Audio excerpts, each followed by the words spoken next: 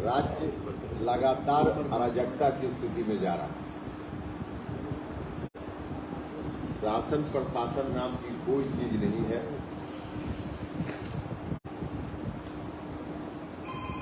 Law and order का situation तो बिल्कुल चौपट है। भ्रष्टाचार चरम पर है।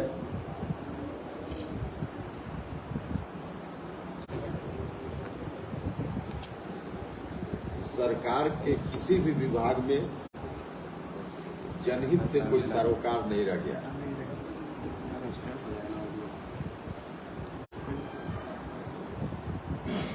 माननीय मुख्यमंत्री जी अपने अति महत्वाकांक्षा, राजनीतिक महत्वाकांक्षा के नाम पर बिहार के नौजवानों को कुर्बान करने में लगे हुए हैं।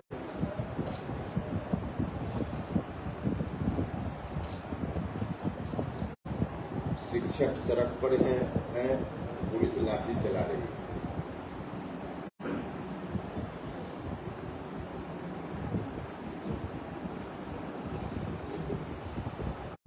शिक्षा विभाग में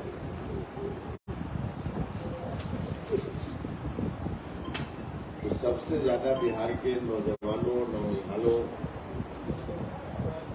के भविष्य की चिंता करने वाला विभाग होना चाहिए।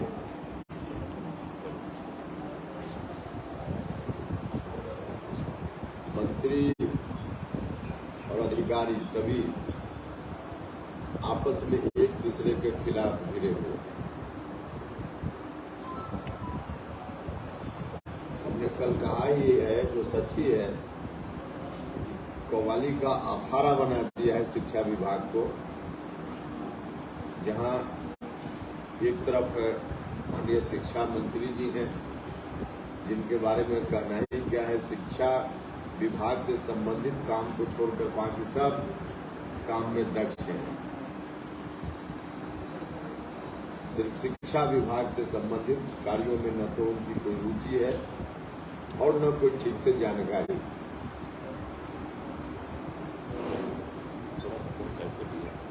और दूसरी ओर नहले पे दहला उनको एक अधिकारी के रूप में मिल ही गया है। एक नहला है, एक दहला है। माननीय मंत्री जी नहला है तो अधिकारी दहला है। नहला पे दहला का खेल चल रहा है।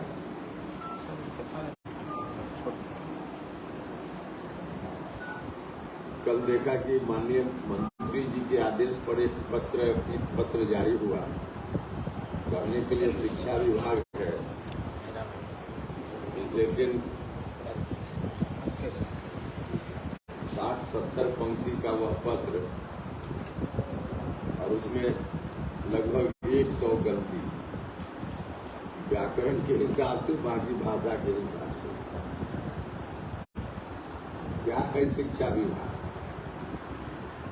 जहाँ शिक्षा मंत्री के बिहाफ में उनकी ओर से जो कुछ भी लिखा जाता है, लिखा जाना चाहिए कि नहीं, एक अलग विषय है,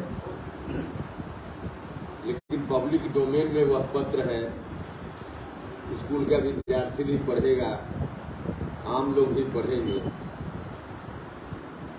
उस पत्र को देखकर अपने राज्य के शिक्षा विभाग के बारे में क्या सोचेंगे हमारे बच्चे और उनके दिमाग पर क्या असर पड़ेगा। और फिर उधर से भी कोई पत्र जारी हुआ।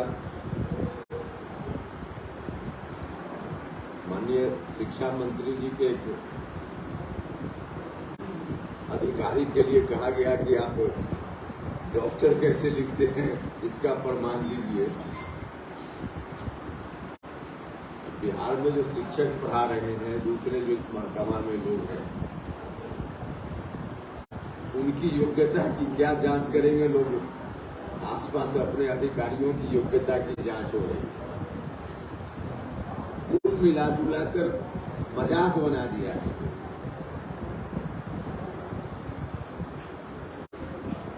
मुख्यमंत्री चौधरी जी को इन चीज़ों की कोई चिंता नहीं है। उन्होंने तो बहुत पहले सरकारी कार्यों में रुचि लेना ही छोड़ दिया है। पूरे राज्य को एक तरह से भगवान भरोसे नीतीश जी ने छोड़ दिया।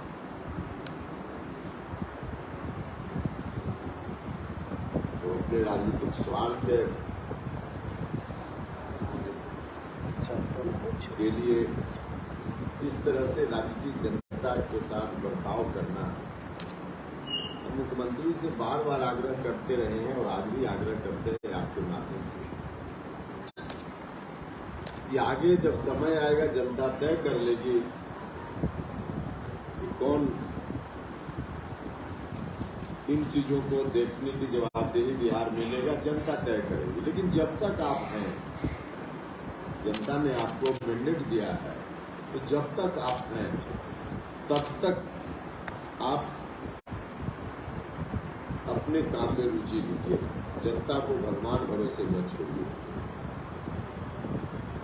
क्योंकि जितना नुकसान होते जा रहा है राज्य का, इसी तरह से आगे होता रहा है तो नीतीश जी का नाम लेना तो कोई नहीं बच रहेगा, यह बात ठीक है, लेकिन बिहार का ही बहुत बड़ा नुकसान होगा। इसलिए उनसे आग्रह है कि अपने काम में रुचि लीजिए और जब तक आप हैं तब तक संभालिए चीजों को, नहीं तो आगे आने वाली पीढ़ी भी कोसेगी कैसा व्यक्ति मिला था बिहार को, जिसने अपने प्रारंभिक दिनों में तो अच्छा किया, लेकिन अंतिम दिनों में आकर सबको मटियामेट कर दिया। नीतीश जी ने शुरुआती दौर में अच्छा किया था, लेकिन अब मटियामेट कर रहे हैं। मटियामेट खुद को भी कर रहे हैं और बिहार का भी कर रहे हैं। बिहार को बचाए, मुख्यमंत्री जी से आग्रह। हमारी पार्टी लगातार जनसंपर्क के काम में लगी हुई है। कल हमारा था यहाँ जिला कार्यकर्ता सम्मेलन। पार्टी ने तय किया है बिहार के सभी जिलों में हम कार्यकर्ता सम्मेलन करेंगे। तो कल पहला जिला यहीं से शुरू हमने किया है और इसके बाद अभी मधुबनी जाएंगे और बारी बारी से बिहार के सभी जिलों में कार्यकर्ता सम्मेलन हमारा होगा। तो संगठन के काम में भी पार्टी लगी हुई है। सदस्यता अभियान भी हमारा शुरू हो गया है। तो हमारी कोशिश है कि हर जगह पार्टी को, हर जगह मतलब नीचे तक, गांव लेवल तक, हर मतदान केंद्र तक पार्टी को पहुंचाए। और इस दृष्टि से सभी लोग लगे हुए हैं पार्टी के साथ ही। और आगामी लोकसभा चुनाव तक हमारी तैयारी पूरी हो जाएगी। पहला तो लोकसभा का चुनाव ही है, उसके बाद तो विधानसभा का चुनाव आएगा, लेकिन अभी टारगेट लोकसभा का चुनाव है। इस दृष्टि से संगठन की मजबूती का काम हमारा चल रहा है। तो इसी क्रम में हम यहाँ आए और आप सब लोगों से बातें हुई है। आप कुछ पूछेगा तो इसके पहले प्रदेश अध्यक्ष जी हैं रमेश कुशवाहा जी, विधायक सिवान के जिलाधीश से विधायक रह चुके हैं रमेश कुशवाहा जी, और माधव आनंद जी नाम लोग जानते भी होइएगा, प्रधान महासचिव है, राष्ट्रीय प्रधान महासचिव है। मदन चौधरी जी जो आपके जिला के लोग हैं, नागेश्वर कुशवाहा जी जिला अध्यक्ष है हमारी पार्टी के इस जिला में। बाकी और जिला के सब नेता साथी हैं और ऐसे पटना से और भी बहुत सारे नेता हैं आए हुए हैं। कुशवाहा जी, शराबबंदी को आप अब किस रूप में देख रहे हैं? शराबबंदी अब है कहाँ की देखते हैं, जो हो उसको न देखा जाता है। शराबबंदी के नाम पर बना हुआ कानून गरीबों के खून चूसने का हथियार है। यह कानून सिर्फ अधिकारियों को एक हथियार के रूप में मिल गया है कि गरीबों का खून चूसिए। बाकी शराब बंद कहाँ है?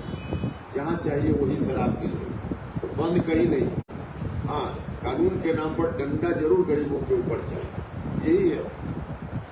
एक और सवाल है, यूनिफॉर्म सिविल कोड को लेकर कयास लगाए जा रहे हैं कि नए संसद भवन से कानून पास नहीं होता है। क्या कानून का ड्राफ्ट क्या होता है, उसको देखे बगैर क्या इस पर टिप्पणी? कानून का ड्राफ्ट देखना पड़ेगा तो पहले इसमें क्या क्या है। विरोधी जो है लगातार इसका विरोध, देखिए विरोधी विरोध कर रहे हो या समर्थक समर्थन कर रहे हैं, लेकिन अभी पता ही नहीं कि है क्या चीज जिसका हम विरोध कर रहे हैं। विरोध करने वालों को भी पता नहीं है और समर्थन करने वालों को जिसका हम समर्थन कर रहे हैं, और जो विरोध करने वाले लोग हैं उनको भी पता नहीं कि है क्या जिसका हम विरोध कर रहे हैं। तो पहले पता तो हो कि एक्चुअल में है क्या ही, कोई जानकारी नहीं, और इसका ड्राफ्ट भी अभी नहीं आया। तो जानकारी लेने के बाद ना हम विरोध करें कि समर्थन करें। जब आएगा ड्राफ्ट तो उनको लगेगा कि विरोध करने की जरूरत है तो जरूर हम लोग भी विरोध करेंगे। जहां लगेगा कि समर्थन करने की जरूरत है तो वहां समर्थन करेंगे। लेकिन अभी क्या है, अभी तो कुछ है ही नहीं, तो कैसे विरोध भी किया जाए, समर्थन भी किया जाए। क्या इस कानून को लेकर लग रहा है कि विपक्षी पर आरोप लग रहा है कि वो माहौल बना रहे हैं लोगों को भड़काने का? देखिए, जिस तरह से हमने कहा कि पक्ष और विपक्ष में जो प्रतिक्रिया आ रही है, तो जो लोग कह रहे हैं कि माहौल बना रहे हैं, तो प्रतिक्रिया देने वाले भी माहौल बनाने में मदद कर रहे हैं। इसका तो मतलब यही हो गया। तो अभी दोनों तरफ से अभी कोई प्रतिक्रिया की जरूरत नहीं है, न पक्ष में न विपक्ष में। पहले आने दे, उसके बाद प्रतिक्रिया देना ही चाहिए, क्योंकि नागरिक का कर्तव्य है कि हमारे देश में कोई कानून बनता है और हमको जानकारी हो रही है और हमको लग रहा है कि कानून देश हित में है तो समर्थन भी करना चाहिए, और लग रहा है कि देश हित में कानून नहीं है, गलत बन रहा है तो उसका विरोध भी करना चाहिए। लेकिन अभी कैसे होने तो दीजिए। अब सीबीआई चार्जशीट जो दायर की है उस मामले में क्या लग रहा है बिहार की राजनीति में? अरे इसमें तो अब नीतीश जी कसौटी पर कसा रहे हैं। सबसे ज्यादा उन्हीं के लिए परीक्षा की घड़ी है, क्योंकि ठीक इसी तरह के मामले में, ठीक क्या बिल्कुल सेम सिचुएशन में पिछली बार महागठबंधन से उन्होंने रिश्ता तोड़ा था, और क्या कहकर तोड़ा था। ऐसा ही भ्रष्टाचार का मामला जब आया था, उस समय तेजस्वी यादव जी उस समय भी डिप्टी सीएम थे, उस समय यही मामला था। तो मुख्यमंत्री जी ने कहा कि तेजस्वी जी आप पब्लिक डोमेन में जाकर सफाई दीजिए कि क्या है मामला। उन्होंने नहीं सफाई दी तो कहा कि हम आपके साथ नहीं चल सकते हैं। आज ठीक वही मामला है और मुख्यमंत्री जी चुप है। अब उनको कहना चाहिए ना कि बताइए, और नहीं तो फिर क्या सोचना है डिसीजन उनका होगा।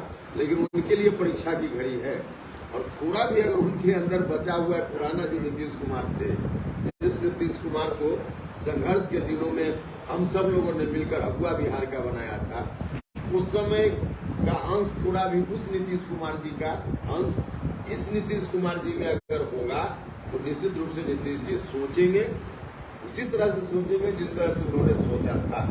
या तो डिप्टी सीएम को तेजस्वी यादव को बर्खास्त करेंगे, या कहेंगे कि इस्तीफा कर दीजिए, न इस्तीफा करेंगे तो बर्खास्त करेंगे, या फिर यह जो कहते रहे कि हम करप्शन से कोई कॉम्प्रोमाइज नहीं करते हैं, अब कह दे मीडिया के सामने कि अब करप्शन कोई मुद्दा हमारे लिए नहीं है, अब पूरे तौर पे आत्मसमर्पण कर चुके हैं।